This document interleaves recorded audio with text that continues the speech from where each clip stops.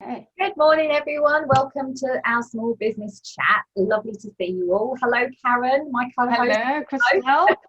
Yeah, And good to we see have a you. guest, Morning. Catherine Manning. Hello, how are you, Catherine? Good morning, Christelle. Good morning, Karen. And good morning, viewers. So,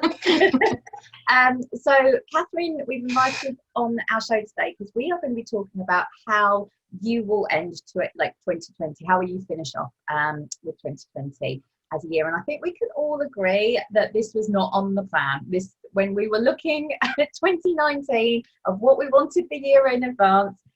Yet nobody could have predicted this, but it has brought up some very interesting ways of dealing with the uncertain times that we've had to deal with.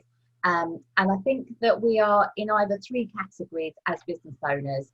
And I think we can all agree, and either we are these people or we know other people in these categories of, we've seen some businesses absolutely adapt and fly, which has been amazing to see and seen them pivot.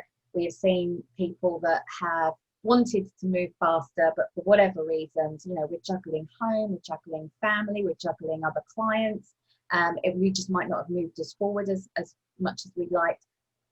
Or some of us have actually known others that are just frozen completely because they're completely stuck. It might be the conditions of the industry that they're in and their hands are tied, or it could be something within themselves, the uncertainty, they've been unable to move forward.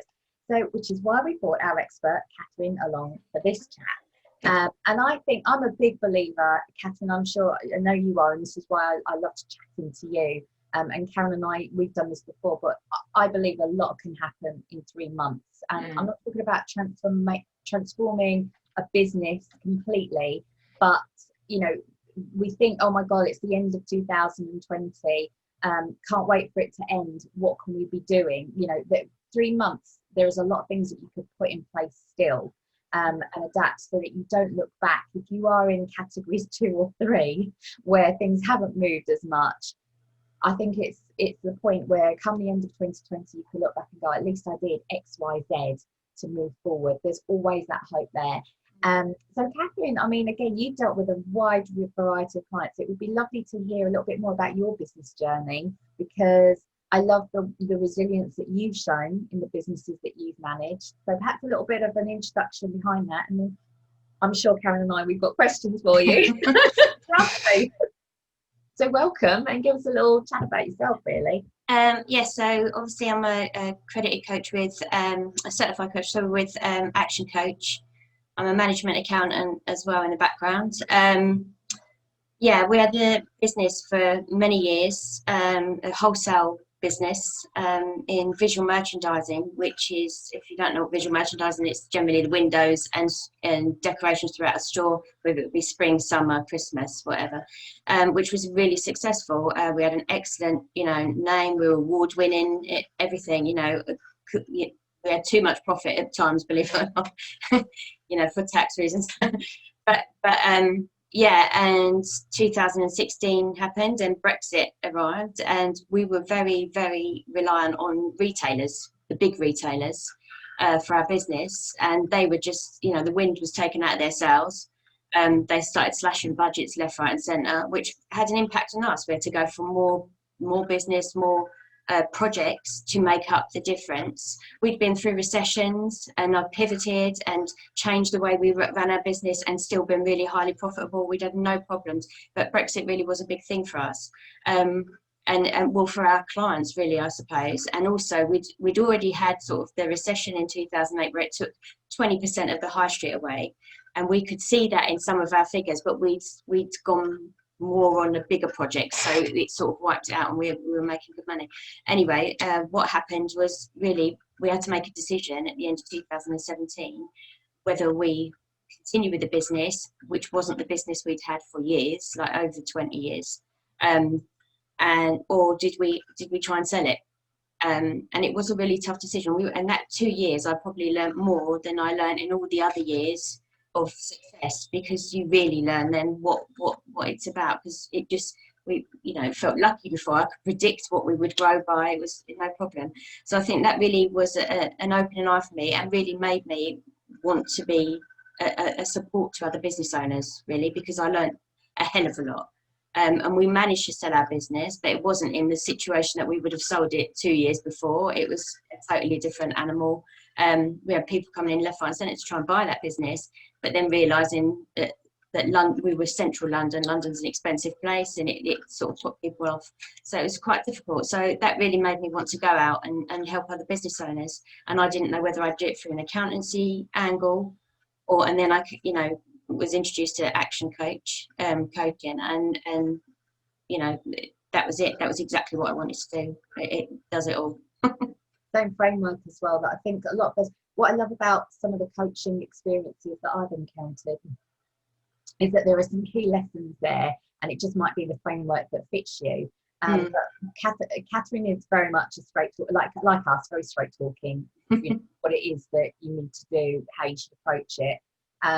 And I think that the reality of the situation that you were in, you had to make really hard decisions, and I think that's going to apply for a lot of us in business. But equally, I love the fact that you have had to deal with a recession as well, and have come through with that. And whilst we're in one now, I think there is a lot of uncertainty, and I think a lot of the decisions and the fog and the overwhelm that business owners are thinking about, you can help clear that away for them and just let them focus. Because the other thing about Catherine's experience is that you've looked at things from, you can really take that bird's eye view from a HR, marketing, financial, operations perspective. Like the way that you approach things is a bit more holistic, whereas we might be just thinking about our day-to-day and just overwhelmed with everything. It's always helpful to have somebody outside. That's why I love having a tribe around to input, and help. But so moving on then to the most important question, I suppose, 3 months, I suppose whoever we are, whatever stage we're at, lots could happen. What would you recommend for the end of 2020? Like, how can people approach it? What would be your recommendation? I think if your business has been successful throughout COVID and they're still doing really well, just don't be complacent. Keep on top of it. Capitalise on what you've achieved so far. And if you haven't already thought about it, if you've not got a plan in place or a 90-day plan in place, I think that's really key. And the reason I say that is because if you've got at the minute, we can do our yearly 10-year plans, but things are changing. It's such a fluid situation. You need to be adaptable. So you need to be able to make quick decisions. And having a 90-day plan, you can see straight away what you were about to do this week. If that's not, that's not possible now because maybe we've gone into a second wave, then you can adapt it quite quickly. And it's always knowing where do you want to be at the end of 2020, and then working back from that and seeing the steps that you need to take to get there. And whether it's just surviving, even, what do you need to have to survive? And another thing around that would be very much having a good cash flow in place as well, a good cash flow projection. I say this to everybody, but it is just knowing what's coming and not burying your head in the sand. So the things, you'll have that one-off cost a year or something that's coming, insurance, whatever it might be, should be in your projection. So you can straight away say, oh God, I'm going to need this amount of money in November. So what do I need to have achieved by then? What do I need to have coming in by then or whatever? And it's very, it's just literally the money that's going in and out of your business. But I think that's really important to have alongside a 90-day plan. If you have got a plan in place, is it a written plan? Because if it's not a written plan, it doesn't exist. So, people say, oh yeah, no, I've got a plan, but it's in my head. That's not a plan. It's a wish. So you need to get it down on paper, whatever it might be. And it's always just thinking about where you want to be to then work it back into your plan. It doesn't have to be some big elaborate thing, but have a plan, have some kind of plan. If your business has struggled throughout COVID, is there anything you can change about it? Have you thought about things? Is there something in your mind that you think you could do? Maybe you need to run it past somebody, a friend, a good friend, or and see what their ideas about it are. Someone that's going to be honest with you and tell you that that's stupid. But I always say don't take notice of the naysayers, because we have a lot of negative. So make sure it's a positive person, but not overly positive that's just going to go, yay, let's go do it. That's somebody you can trust. I think that's always really good. And like yourselves, maybe, run ideas past people, because you might have something there that can be changed or tweaked that can still do something. can you deliver the product or service in a different way? You know, a lot of people have gone online now with their products who never would have before. It might be a little bit more difficult, or you might feel that it doesn't work, but have a look out there, see what your competitors are doing. Are they doing something similar? You know, you can always copy people. It's not not the end of the world, but in your own style. You know, lots of people changed the way they did things in the last wave. And you know, I was talking to you before, you know, you had people that went into sanitizing that had never done that before. It could be an add-on to your business, or you can add it as a service. And I think really importantly, if you're going to meet clients or going to people's premises, definitely have a good COVID policy in place and make sure they're aware of it, because people are still scared. And they need to know that you're responsible. So I have noticed, you know, when I've started talking to some people and they're struggling, they haven't got these things in place, or even on their websites and stuff. And I think that's the difference between someone choosing you and choosing the next person, because they don't see you as responsible. You know, pretending it's not there is not going to make it go away. Yeah. So I think that's really, it's really important. And what do your customers want now? Do they want the same as what you were providing before? Or do they want something else? You know, think about the end user in your you know, industry or whatever, and see if there's something that can tell you what you should be supplying or what you should be doing now. And also be honest with yourself. If there's no business there, you know, you've got to make a decision before someone makes it for you, and that's really important. It's much better to take control. I know that, to take control of the situation and do it yourself than somebody else step in and do it for you. Denial, you know, burying your head in the sand and thinking it will just be okay. It's not, you know, it's not an option. It's really not an option. And if you've had a business before, and if you've had a successful business, there's no reason you won't have another successful business. You've just got to build that resilience, go back and fight another day. You know, I watched my dad do that 3 times. He went through recessions with, lost a lorry business, then turned to car mechanics. You know, watching somebody like that and turn it completely around because they've got a family to feed. We can all do that. That's sort of an old spirit that was years ago. Don't wait for someone else to step in and help you. You know, help yourself. And that's really key.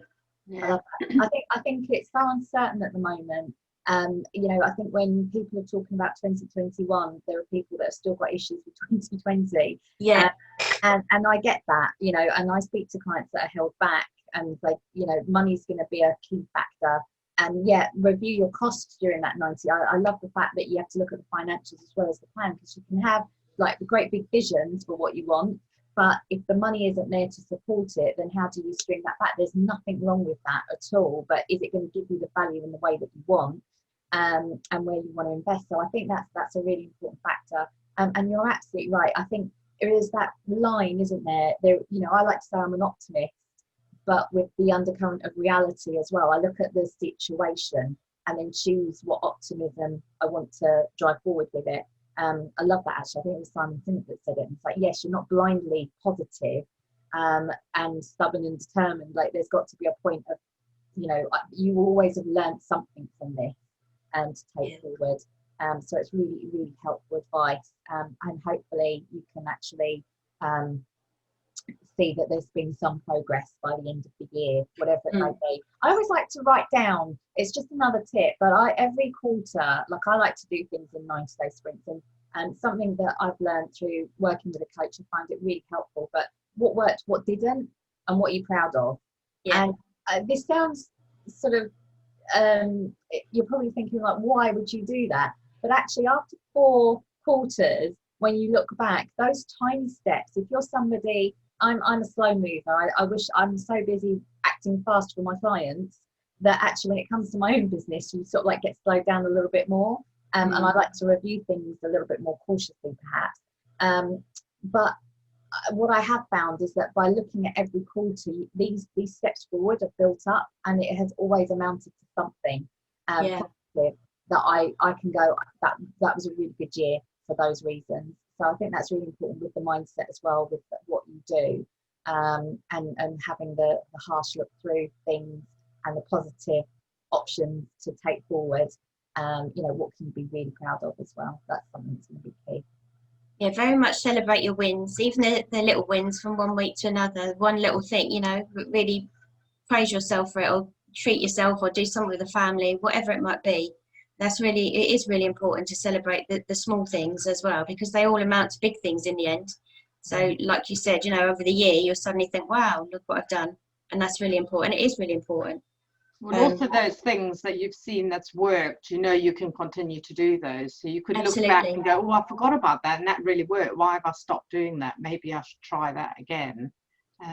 So yeah, I think that's really good advice. And I think the plan being flexible as well. I mean, a lot of people say sort of plan a year in advance or 5 years in advance, and it's being able to really adapt to things quite quickly. I mean, we don't know what's happening with Brexit coming next year, for example, and furlough coming at the end of October, that all breaking down. So a lot of it, things I've been saying to people, a lot of them have been putting things like the COVID on their site. They've been sort of putting payment options on the website, so people are slowly changing, but not that quickly. But then, they're struggling as well just to deal with the reality of what's happening now.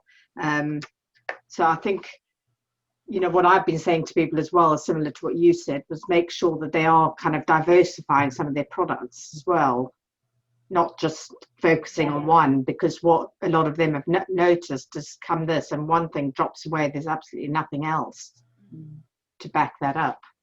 Yeah. And very much about things like marketing as well. If you are doing okay, if you've got something to market, make sure you're doing your marketing. A lot of people just literally stopped. It happened last time, and that is crucial. You've got to keep your name out there. You've got to keep your business out there, because when someone wants that product, you need to be their first choice. So you need to keep working through it.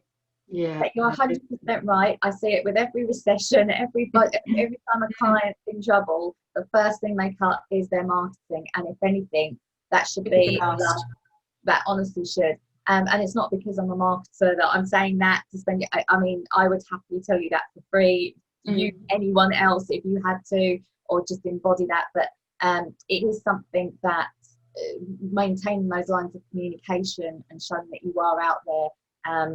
If that's like almost the minimum of what you do as well, just until, especially if you're in an industry like travel, for example, if you can't travel right now, or you're very restricted on what you're offering in travel, just by seeing that person there that's showing that expertise, it will make you more inclined to book with them, because they've been at the forefront. And we've seen this in hospitality as well, with the businesses that have pivoted, that have looked for their local community. How can I step up and look after my community?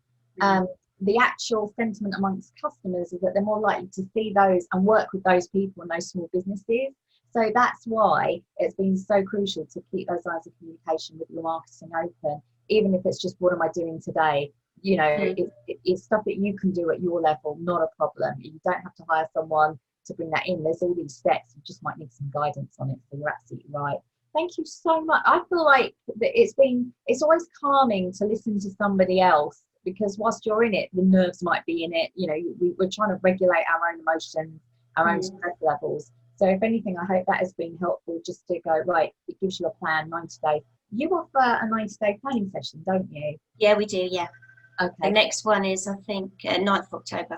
Great. And tell us a little bit how that structure works and how can people... It's a 4-hour sort of planning day. So we do a bit of learnings around coaching, but predominantly it's about getting you some goals. So it's about getting you a personal goal and several business goals. And then we work through what the steps are for each goal. So you've got to really think about it and what are the steps to get to each goal. And you work it over a 13-week period, which is the 90 days. And what are you going to do each week? And they're small bite-sized chunks, very manageable, but it will get you to that goal. And the goal should be something to contribute to bigger goals further down the line or whatever. But at the minute, I would just say immediately focus on what you can control. Fixate on the controllable stuff and stop worrying about the things you can't control, because we're getting all this negative energy non-stop. And it is I know someone who's been ill from COVID. It is there, but there's nothing you can do about it other than washing your hands and staying out of the way. There's nothing more really as individuals we can do. So just focus on what you can control within your business, and plan for an eventual way out of this. Yeah.